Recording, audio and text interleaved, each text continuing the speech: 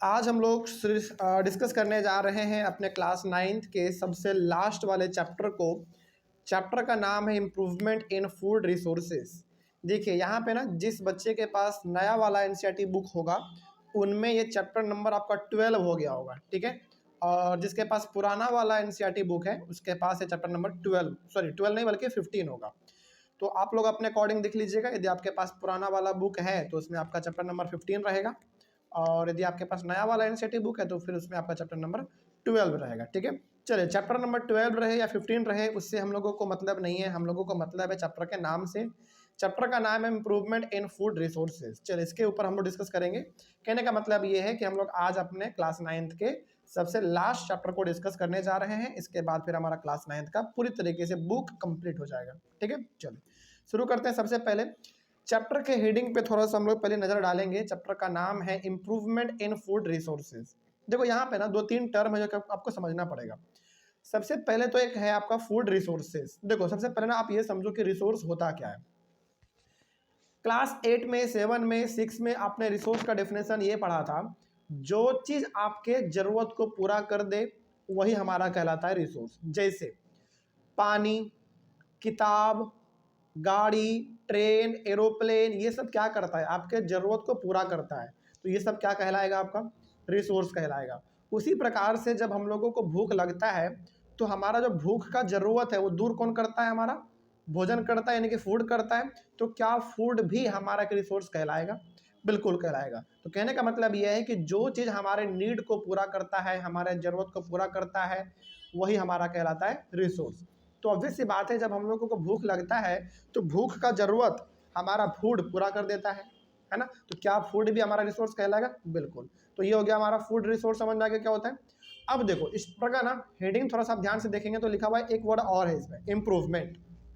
तो इसमें कह रहा है इम्प्रूवमेंट इन फूड रिसोर्स, यानी कि फूड हमारा एक रिसोर्स है, वो हमारे ज़रूरत को पूरा करता है। ठीक है, अच्छी बात है, लेकिन ये चैप्टर पूरी तरीके से डिस्कस होगा कि उस फूड के ऊपर हम लोग उसको इम्प्रूवमेंट कैसे कर सकते हैं। आपको पता चल गया कि फूड हमारा एक रिसोर्स है, हमारे ज़रूरत को पूरा करता है, लेकिन उस फूड को आप इम्प्रूव कैसे कर सकते हैं, उसमें इम्प्रूवमेंट आप कैसे ला सकते हैं, इसी के ऊपर हम लोग इस चैप्टर के अंदर डिस्कस करेंगे। तो चैप्टर रहा आपका फूड को इम्प्रूव करने के ऊपर, यानी कि फूड को आप कैसे इम्प्रूव कर सकते हैं, कैसे आप उसको बेहतर बना सकते हैं, इसी के बारे में यह पूरा चैप्टर हमारा रहेगा। चलिए शुरू करते हैं। सबसे पहले तो कुछ इंट्रोडक्शन हम लोग ले लेते हैं, बहुत इंपॉर्टेंट है ये चैप्टर। सबसे पहला पॉइंट कह रहा है all living organisms need food. बिल्कुल सही बात है। चाहे वो लिविंग ऑर्गेनिज्म हमारा प्लांट हो, एनिमल हो, ह्यूमन बीइंग हो या फिर माइक्रो ऑर्गेनिज्म हो, हर लिविंग बीइंग्स या फिर हर लिविंग ऑर्गेनिज्म को भोजन का जरूरत तो पड़ता ही है, ठीक है। किसी को कम पड़ता है तो किसी को ज़्यादा पड़ता है, लेकिन भोजन का जरूरत सबको पड़ता है। आगे, food supplies carbohydrates, proteins, fats, vitamins and minerals. और हम लोग जो भोजन खाते हैं उससे बेसिकली यही 5 चीज़ मिलता है, कार्बोहाइड्रेट, प्रोटीन, फैट, विटामिन और मिनरल्स, ठीक है। All of these way require for body development, growth and health. अच्छा बताइए, ये सब जो बेसिकली हमारे बॉडी में चाहिए होता है, carbohydrate, protein, fat, vitamin, minerals, ये सब कहाँ से आएगा? फूड से आएगा। और ये सब हम लोग को क्यों चाहिए? इसलिए चाहिए कि हमारा जो बॉडी है वो डेवलप कर सके। डेवलप करने का मतलब हमारा हाइट बढ़ सके, हमारे बॉडी का जो ग्रोथ है वो हो सके, हम लोग एक हेल्दी जीवन जी सके, इसलिए ज़रूरी है। लेकिन क्या बिना भोजन खाए ये सब चीज़ होना आपके शरीर में मुमकिन है क्या? बिल्कुल नहीं है, ठीक है। आगे, both plants and animals are major sources of food for us. हम लोगों के भोजन का साधन का बात करें तो हमारे लिए एनिमल भी भोजन का साधन है और प्लांट भी है। एनिमल की सेंस में जो नॉन वेज खाते हैं, जैसे आपका क्या हो गया, चिकन हो गया, फिश हो गया, मटन हो गया, ये सब आपका एनिमल ही तो है बेसिकली। तो कहने का मतलब यह है कि हम ह्यूमन बींग के लिए जो फूड का साधन है, जो सोर्स है, वो प्लांट और एनिमल दोनों है, ठीक है। आगे, India is a very populace country. सही बात है। देखो पूरी दुनिया में सबसे ज़्यादा पॉपुलेशन पहले चाइना का था, अब चाइना पीछे हो चुका, हमारा इंडिया आगे हो चुका है। तो इंडिया पूरी दुनिया में सबसे ज़्यादा पॉपुलेटेड कंट्री है। यहाँ पे पॉपुलेशन बहुत ज़्यादा है, बहुत ज़्यादा। अभी का बात करें तो लगभग 140 करोड़ के आसपास है, जो कि बहुत बड़ी संख्या है। 140 करोड़ का मतलब समझते हैं आप, इसमें कम से कम 30-40 कंट्री अंदर आ जाएगा, समा जाएगा। सोचो, जैसे एग्जांपल आपको बताते हैं। एग्जांपल के तौर पे आप ले लो ब्रिटेन, आप ले लो रसिया, जर्मनी, इटली, इस ये छोटे मोटे कंट्री जो है ना, ऐसा ऐसा का पॉपुलेशन कम से कम 20-30 कंट्री का जोड़ोगे तब जाके आपका इंडिया के बराबर होगा, सोचो। तो इंडिया का पॉपुलेशन वाकई में बहुत ज़्यादा है। आगे, to meet the demand for food we must increase our production efficiency. अब चूंकि इंडिया का पॉपुलेशन इतना ज़्यादा है तो ऑब्वियस ही बात है फूड का ज़रूरत तो सबको पड़ेगा। अब फूड का ज़रूरत पड़ेगा, हमारे पास लैंड तो अनलिमिटेड है नहीं, लिमिटेड लैंड है, तो क्या करना पड़ेगा, उसी लैंड पे यानी कि जितना हमारे पास ज़मीन है उसी के ऊपर हमारा प्रोडक्शन कैसे बढ़ सकता है, इसी के बारे में तो सोचना है हम लोगों को, ठीक है। क्योंकि देखो पॉपुलेशन तो बढ़ता रहेगा लेकिन क्या ज़मीन बढ़ेगा, कभी कभी नहीं बढ़ेगा। तो कहने का मतलब ये है कि आपको बढ़ते हुए पॉपुलेशन को उसी जमीन पे अनाज उपजा के खिला देना है जो जमीन आपके पास है, सिंपल सी बात है, ठीक है। आगे, we have the green revolution which contributed to increased food grains production. सही बात है, हमारे पास जब ग्रीन रेवोल्यूशन आया था उस समय पे बहुत ज़्यादा हमारा प्रोडक्शन बढ़ा था और ग्रीन रेवोल्यूशन का ही देन है कि आज हम लोग पूरी दुनिया में सबसे ज़्यादा एग्रीकल्चर में बिजी हैं। और हमारे यहाँ पे और ऐसा कहा जाता है और अभी भी हकीकत ये बात है कि इंडिया हमारा एक कृषि प्रधान देश है। कृषि प्रधान देश मतलब यहाँ पे खेती बाड़ी बहुत ज़्यादा होता है। रिपोर्ट के तहत 60% लोग इंडिया के आज भी, मोर देन 60% लोग आज भी एग्रीकल्चर से जुड़े हुए हैं, जो कि बिल्कुल सही बात है और सही भी है। आगे बढ़ते हैं, तो वही बात है कि ग्रीन रेवोल्यूशन जब हमारे पास आया तो एक तरीके से ये खेती बाड़ी में खास करके एग्रीकल्चर में एक वरदान के तौर पे साबित हो गया, ठीक है। क्योंकि ग्रीन रेवोल्यूशन के दौरान हम लोगों को क्या मिला, अच्छा इक्विपमेंट मिला, अच्छे सीड्स मिले, अच्छे प्रकार के टेक्नोलॉजी मिले और उसी का देन है आज हम लोग बहुत अच्छा इसमें इम्प्रूवमेंट कर रहे हैं लगातार, ठीक है। आगे, we have the white revolution. अच्छा, ग्रीन रेवोल्यूशन था अनाजों के लिए, याद रखिएगा, ग्रेन्स के लिए, जैसे गेहूं, चावल, दाल, मक्का, इन सब के लिए। व्हाइट रेवोल्यूशन किसके लिए था बताइए, मिल्क के लिए, दूध के लिए, ठीक है। तो we have the white revolution which contributed to increased availability and more efficient use of milk. अब देखो गाय अपना दूध का प्रोडक्शन कैसे बढ़ा सकती है, उसके लिए भी हमारे पास एक लाया गया था रेवोल्यूशन जिसका नाम था व्हाइट रेवोल्यूशन। इस व्हाइट रेवोल्यूशन में बेसिकली हुआ क्या था ना, बताते हैं आपको। इस व्हाइट रेवोल्यूशन में हमारे इंडिया के बहुत ही बड़े बड़े साइंटिस्ट लोगों ने लैब में कुछ ऐसा सामान तैयार किया खाने वाला जो कि गाय खा सकती हैं और जब वो खाएंगे तो उनसे दूध बेसिकली ज़्यादा होगा।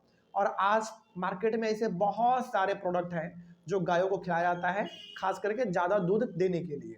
तो वो सब किसका देन है, व्हाइट रेवोल्यूशन का देन है। बेसिकली शुरुआत किसने किया, गवर्नमेंट ने किया, लेकिन आज हर जगह पे बिकता है वो, जो कि बिल्कुल अच्छी बात है। आगे बढ़ते हैं, scientific management practices should be undertaken to obtain high yield from farms. बिल्कुल सही बात है। देखो, क्या आज के दौर में बिना टेक्नोलॉजी का इस्तेमाल किए, बिना साइंस का इस्तेमाल किए क्या आप प्रोडक्शन बढ़ा सकते हैं, नहीं बढ़ा सकते हैं। आज आप कुछ भी कर लो, यदि आपको प्रोडक्शन बढ़ाना है आज के समय में, बढ़ते हुए पॉपुलेशन का यदि आपको पेट भरना है तो फिर आपको साइंस का मदद तो लेना ही पड़ेगा, टेक्नोलॉजी का मदद तो लेना ही पड़ेगा। तो कहने का मतलब ये है कि एग्रीकल्चर में भी हमारा साइंस घुसा हुआ है और बहुत बेहतरीन तरीके से इसमें काम हो रहा है। जैसे आप क्या देखते हैं, खेती बाड़ी में ट्रैक्टर देखते हैं, आप जनरेटर देखते हैं, ये सब किसका देन है, साइंस का देन है, टेक्नोलॉजी का देन है। तो इनसे हमारा एग्रीकल्चर और ज़्यादा इम्प्रूव हुआ है और आने वाले समय में और ज़्यादा इम्प्रूव होगा, ठीक है। चलिए, ये तो हमारा एक तरीके से इंट्रोडक्शन हो गया। अब हम लोग शुरुआत करते हैं अपने चैप्टर का सबसे पहला टॉपिक। इस चैप्टर का सबसे पहला टॉपिक है आपका improvement in crop yield. Crop yield का मतलब ये है कि क्रॉप का प्रोडक्शन आप कैसे इम्प्रूव कर सकते हैं। जैसे हम लोग उगाते हैं ना चावल, दाल, गेहूँ, है ना, ये सब उगाते हैं हम लोग, इसका इम्प्रूवमेंट आप कैसे कर सकते हैं, इसमें आप इम्प्रूव कैसे कर सकते हैं उसको देखा जाए। इसमें कहा है cereals like wheat, rice, maize, millets and sorghum provide us carbohydrate. सही बात है। अच्छा, सीरियल्स जब भी वर्ड आप सुनते हैं तो क्या आपके माइंड में केवल चावल आता है, नहीं। सीरियल्स का मतलब होता है वैसे अनाज जिसका दाना बहुत ही छोटा होता है, जैसे चावल हो गया, गेहूं हो गया, मक्का हो गया, मिलेट हो गया, सोरगम हो गया। इन सब का बीज आप देखोगे ना बहुत छोटा होता है। तो जो छोटे छोटे बीज वाले होते हैं उसको हम लोग सिंपल सा क्या कह देते हैं, सीरियल्स कह देते हैं। और इन सब से हम लोगों को बड़े मात्रा में कार्बोहाइड्रेट मिलता है जो हमारे बॉडी के डेवलपमेंट के लिए बहुत ज़्यादा इंपॉर्टेंट है, ठीक है। आगे, पल्सेस लाइक ग्राम, ग्राम मतलब क्या होता है आम भाषा में हम लोग जो बोलते हैं चना, ठीक है। तो ग्राम, पी मतलब मटर, ब्लैक ग्राम, ब्लैक ग्राम किसको कहते हैं हम लोग, उड़द, उड़द का दाल हम लोग खाते हैं, ग्रीन ग्राम मतलब मूंग, पिजन पी मतलब अरहर, लेंटिल मतलब मसूर, ये सब नाम है जिसको जैसे हम लोग क्या बोलते हैं, चना, मटर, उड़द, मूंग, अरहर, मसूर, हम लोग ये सब बोलते हैं, लेकिन इन सब का भी अपना साइंस में एक अलग नाम है। ठीक है, जैसे चना का ग्राम है, मटर का पी है, उड़द का ब्लैक ग्राम है, उसी प्रकार से मूंग का ग्रीन ग्राम है, अरहर का पिजन पी है, उसी प्रकार से मसूर का लेंटिल है। ये सब हमारा बेसिकली क्या है, दाल है। दाल मतलब पल्सेस बेसिकली, जिससे हम लोगों को भारी मात्रा में प्रोटीन मिलता है। ठीक है, आगे oil seeds like soybean, groundnut, sesame, castor, mustard, linseed and sunflower provides earth fats. Basically तेल, तेल ये सब है आपका, तेल का अलग अलग नाम है, और तेल से हमको क्या मिलता है, फैट मिलता है। इसीलिए डॉक्टर कहते हैं ना कि तेल यानी कि ऑयली सामान ज़्यादा नहीं खाना चाहिए, क्योंकि आपके बॉडी में फैट मतलब चर्बी जमा हो जाता है। ठीक है, तो याद रखिएगा, सीरियल से आपको मिलेगा कार्बोहाइड्रेट, पल्सेस से मिलेगा प्रोटीन, और ऑयल से मिलेगा आपको फैट। ठीक है, आगे vegetables, spices and fruits provide us vitamins and minerals and small amounts of carbohydrates, proteins and fats। बात करें सब्जी का, मसाला का, फल का, इन सभी से ज़्यादातर आपको क्या मिलता है, विटामिन और मिनरल मिलता है, लेकिन इनसे बहुत ही कम मात्रा में कार्बोहाइड्रेट, प्रोटीन और फैट भी मिल जाता है। ठीक है, आगे फॉडर क्रॉप्स। अच्छा, फॉडर क्रॉप समझते हैं क्या होता है?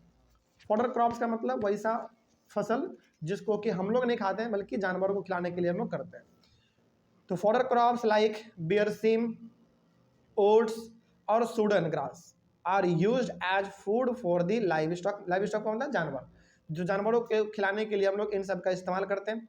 ये सब बेसिकली साइंस में नाम लिखे गए हैं, लेकिन इनका हिंदी उच्चारण बड़ा ही अजीब अजीब है, हर जगह पर अलग है। जैसे हमारे गांव में तो धुबरी भी कहते हैं लोग, मोथा भी कहते हैं, मतलब कि घास, वो जंगली घास जो कि जानवरों को खिलाने के लिए लोग इस्तेमाल करते हैं। साइंस में ये नाम है जो आपने यहाँ पे देखा अभी, और अलग अलग गांव में उसको अलग अलग नामों से पुकारा जाता है। ठीक है, आगे बढ़ते हैं। Different crops require different climatic conditions, temperature and photo period for their growth and completion of their life cycle. अब देखो, हमारे इंडिया में तो अलग अलग प्रकार का खेती हम लोग करते हैं, चावल, दाल, गेहूं, मक्का, ये सब अलग अलग प्रकार का करते हैं। लेकिन क्या हर प्रकार के फसल के प्रोडक्शन में, यानी कि क्या हर प्रकार के अनाज को उगाने में क्लाइमेटिक कंडीशन, टेम्परेचर, सनलाइट क्या सबको बराबर ही चाहिए क्या? नहीं, सबका अपना रिक्वायरमेंट अलग अलग होता है। ठीक है, जैसे यहाँ पे क्लाइमेटिक कंडीशन का मतलब होगा कि कैसा है भाई क्लाइमेट, ज़्यादा बरसात तो नहीं हो रहा, ज़्यादा धूप तो नहीं हो रहा, ये हो गया हमारा। टेम्परेचर का मतलब आपको सिंपल सा पता है, हॉटनेस और कोल्डनेस, सिंपल। और फोटो पीरियड का मतलब कितने समय तक आपका धूप रह रहा है। ठीक है, तो हर फसल का अपना रिक्वायरमेंट अलग अलग होता है, उसको लगाने से लेकर उसको काटने तक उसका टाइम अपना अलग होता है। सभी को धूप बराबर नहीं चाहिए, किसी को कम चाहिए तो किसी को बेसी चाहिए, किसी को पानी कम चाहिए तो किसी को पानी ज़्यादा चाहिए उगने के लिए।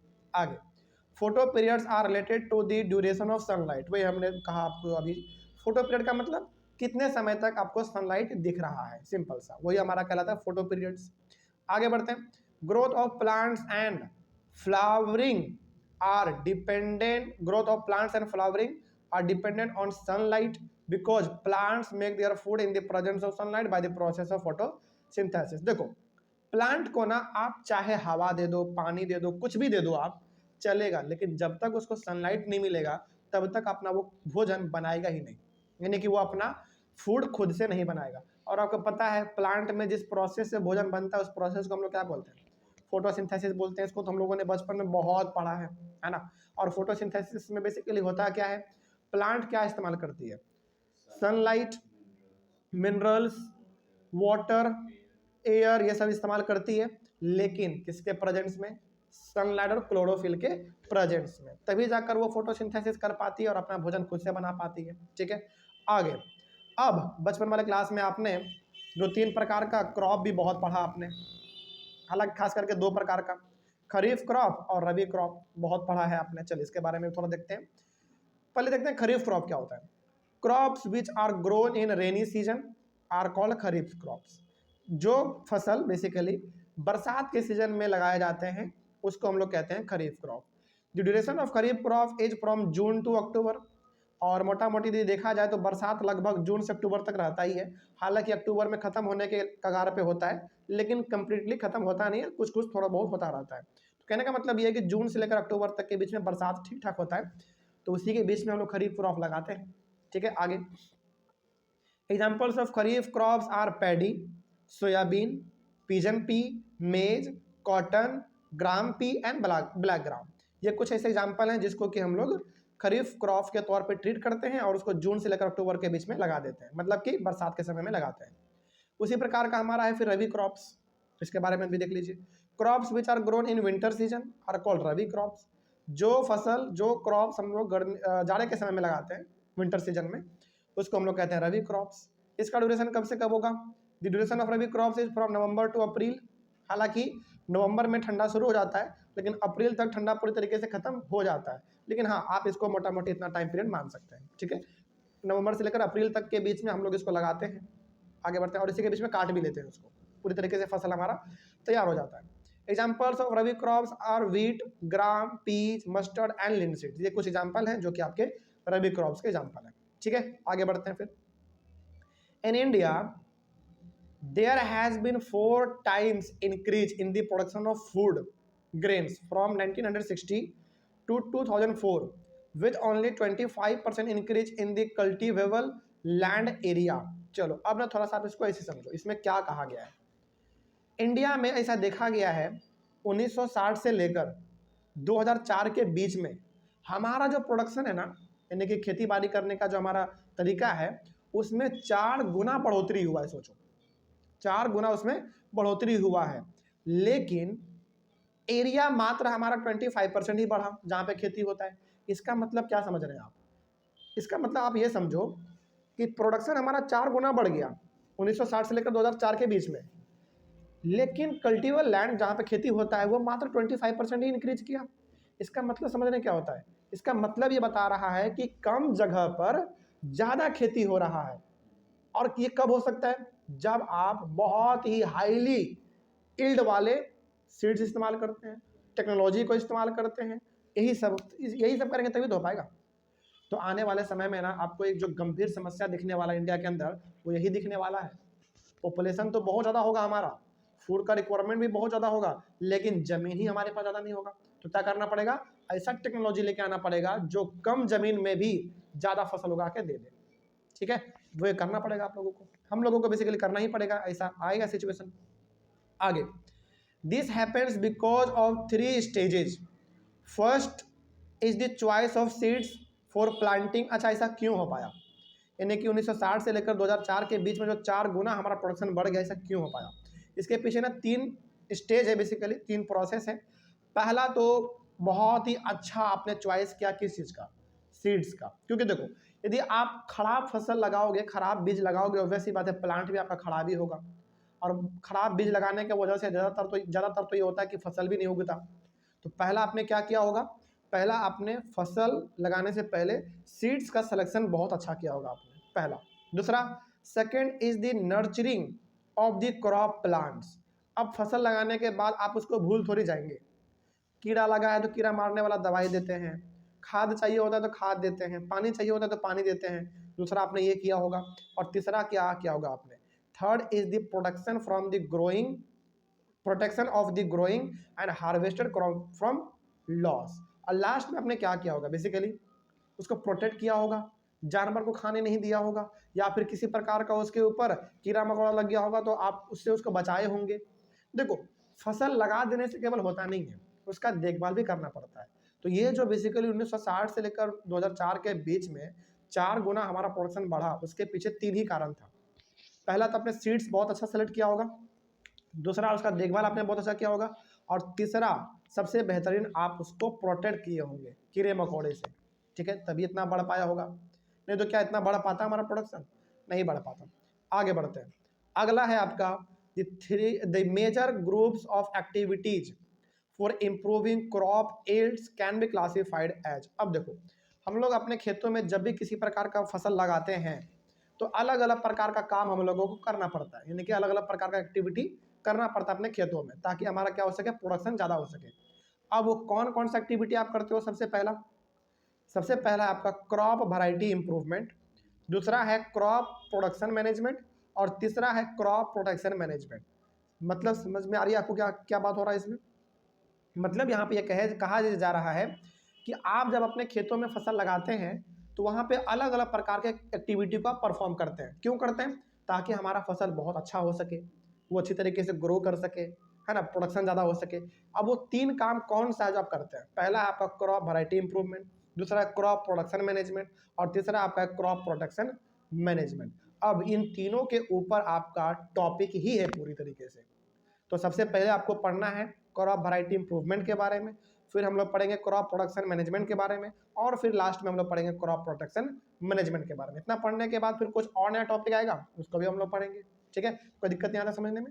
तो अगला वाला क्लास जो हमारा चालू होगा, इन तीनों को ही हम लोग डिस्कस करेंगे, लेकिन एक एक करके। तो सबसे पहले हम लोग डिस्कस करेंगे अपने अगले वाले क्लास में क्रॉप वैरायटी इंप्रूवमेंट के बारे में। कोई दिक्कत नहीं इसमें। चलिए मिलते हैं हम लोग अपने अगले वाले क्लास में। Thank you very much.